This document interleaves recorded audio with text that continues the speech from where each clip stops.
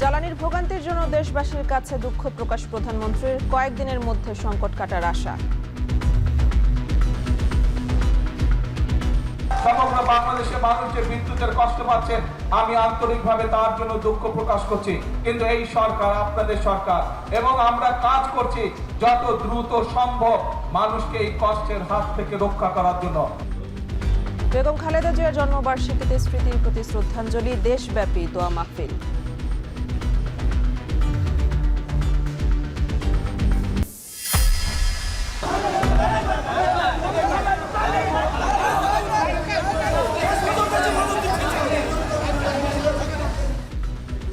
Gas না পেয়ে ভোগান্তি রূপ নিচ্ছে ক্ষোভে। সরবরাহ বাড়লেও সংকট কমেনি ফিলিং স্টেশন, বাসাবাড়িতে। লোডশেডিংয়ে ক্ষুদ্র ও ভারী শিল্পে উৎপাদন ব্যাহত।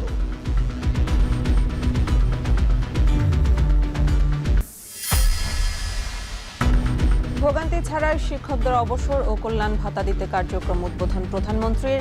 500 শয্যায় উন্নীত নিউরোসায়েন্স, অক্টোবরে চালু বিশেষায়িত 5 শিশু হাসপাতাল।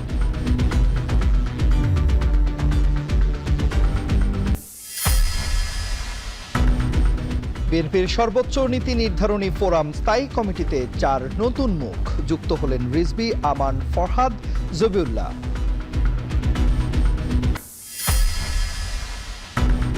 রাখাইনের পরিস্থিতি আরও স্থিতিশীল হলে পরিচয় যাচাই সাপেক্ষে 3 লাখ রোহিঙ্গাকে ফিরিয়ে নেবে মিয়ানমার, জান্তা সরকারের বিবৃতি।